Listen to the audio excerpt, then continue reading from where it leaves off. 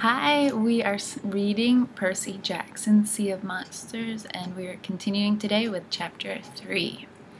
Chapter 3, we hail the taxi of eternal torment. Annabeth was waiting for us in an alley down Church Street. She pulled Tyson and me off the sidewalk just as a fire truck screamed past, heading for Merryweather Prep. "Where'd you find him?" she demanded, pointing at Tyson. Now, under different circumstances, I would have been really happy to see her. We'd made our peace last summer, despite the fact that her mom was Athena and didn't get along with my dad. I'd missed Annabeth probably more than I wanted to admit. But I'd just been attacked by cannibal giants. Tyson had saved my life 3 or 4 times, and all Annabeth could do was glare at him like he was the problem. "He's my friend," I told her. "Is he homeless?"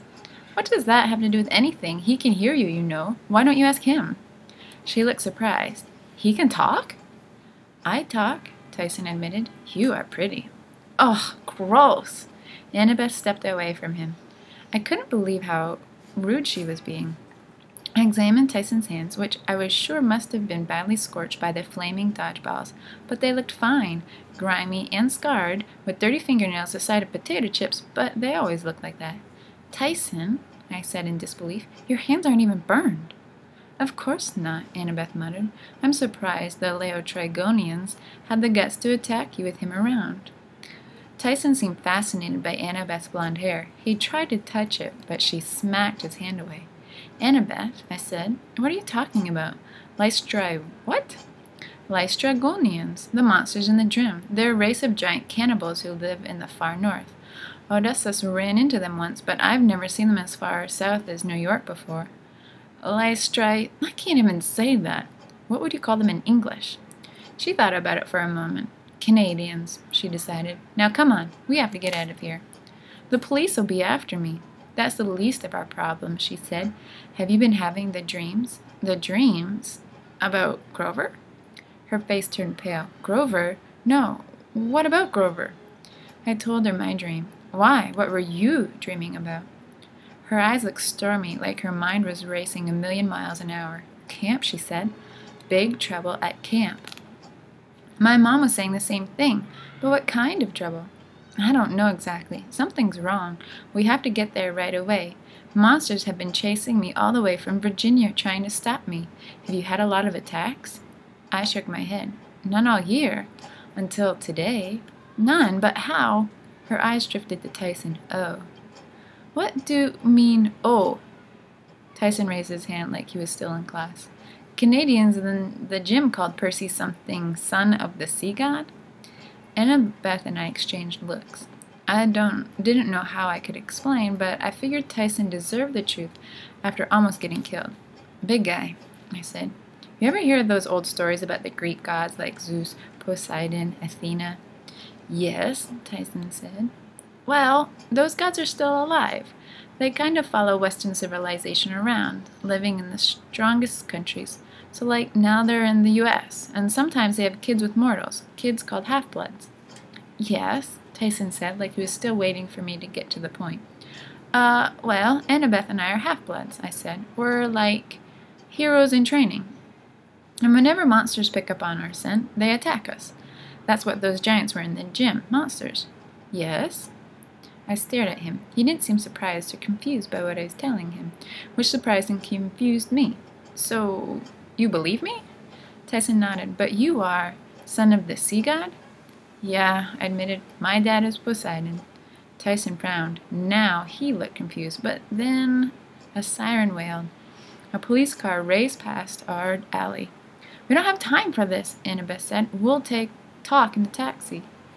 "A taxi all the way to camp?" I said. "You know how much money—" "Trust me." I hesitated. "What about Tyson?" I imagined escorting my giant friend into Camp Half-Blood. If he freaked out on a regular playground with regular bullies, how would he act at a training camp for demigods? On the other hand, the cops would be looking for us. "We can't just leave him," I decided. "He'll be in trouble, too." "Yeah," Annabeth looked grim. "We definitely need to take him. Now, come on." I didn't like the way she said that, as if Tyson were a big disease we needed to get to the hospital. But I followed her down the alley.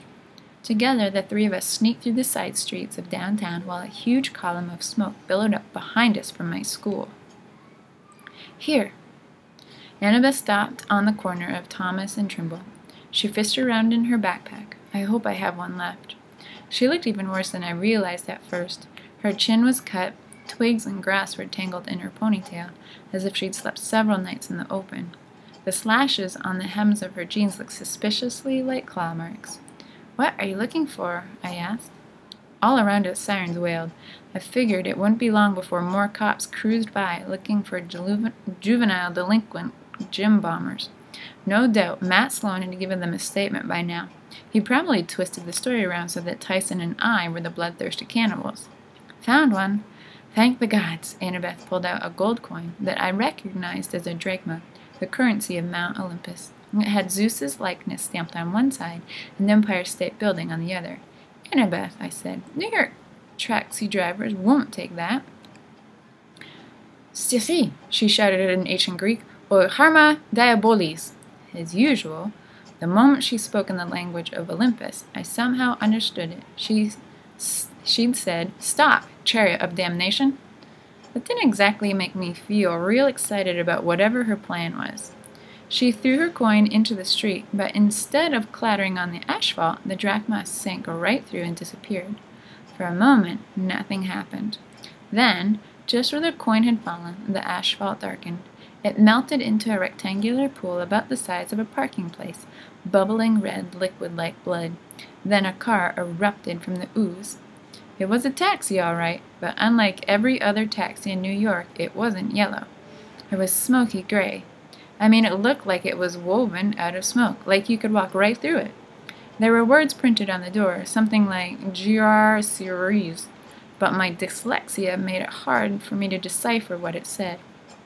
The passenger window rolled down, and an old woman stuck her head out. She had a mop of grizzly hair covering her eyes, and she spoke in a weird mumbling way, like she just had a shot of Novocaine. "Passage? Passage?" "3 to Camp Half-Blood," Annabeth said. She opened the cab's back door and waved at me to get in, like this was all completely normal. "Ugh!" the old woman screeched. "We don't take his kind!" She pointed a bony finger at Tyson. What was it? Pick on big and ugly kids day?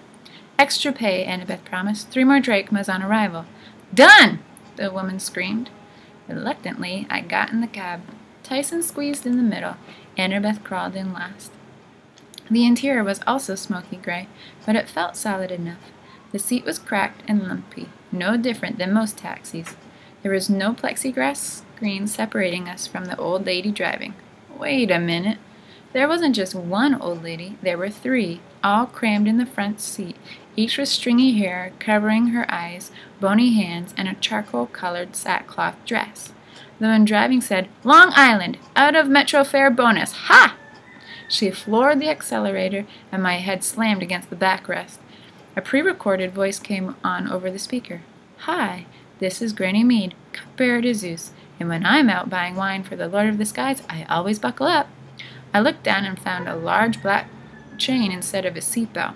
I decided I wasn't that desperate yet. The cab sped around the corner of West Broadway, and the gray lady sitting in the middle screeched, "Look out! Go left!" "Well, if you'd give me the eye, Tempest, I could see that," the driver complained. "Wait a minute, give her the eye?" I didn't have time to ask questions because the driver swerved to avoid an oncoming delivery truck, ran over the curb with a jaw-rattling thump, and flew into the next block.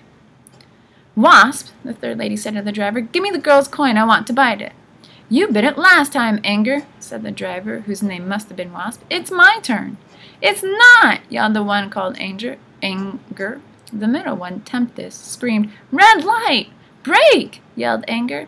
Instead, Wasp floored the accelerator and rode up on the curb, screeching around another corner and knocking over a newspaper box. She left my stomach somewhere back on Broome Street. "Excuse me," I said, "but can you see?"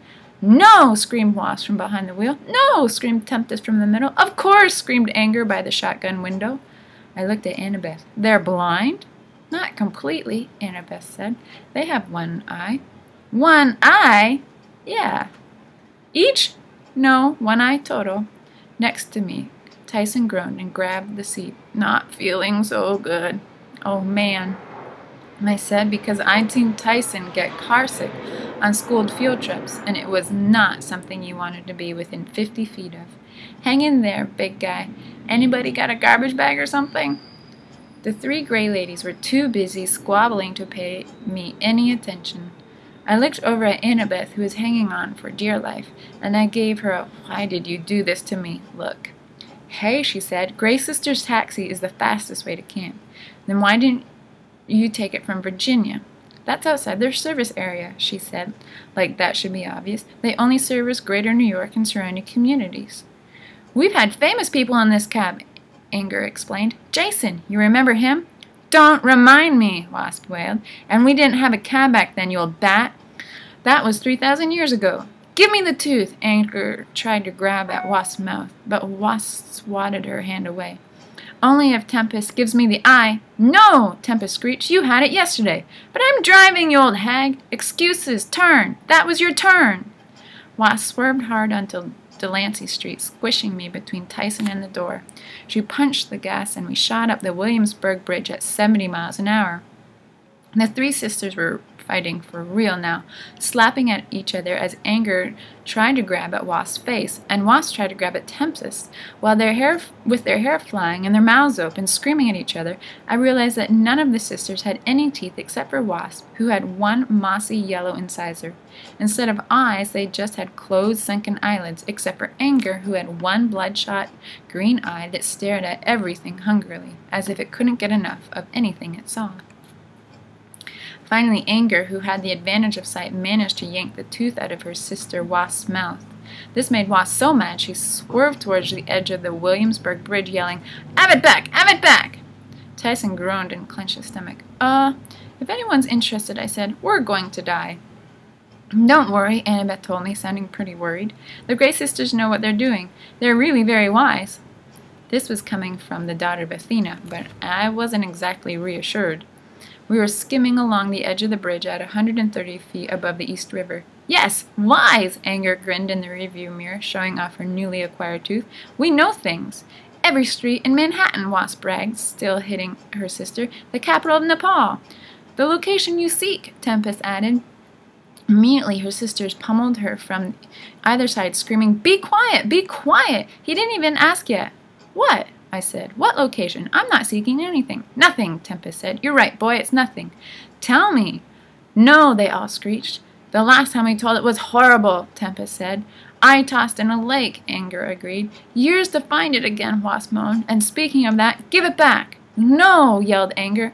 Wasp yelled. "Give me." She whacked her sister Anger on the back. There was a sickening pop, and something flew out of Anger's face. Anger fumbled for it, trying to catch it, but she only managed to bat it with the back of her hand. The slimy green orb sailed over her shoulder into the back seat and straight into my lap. I jumped so hard my head hit the ceiling and the eyeball rolled away.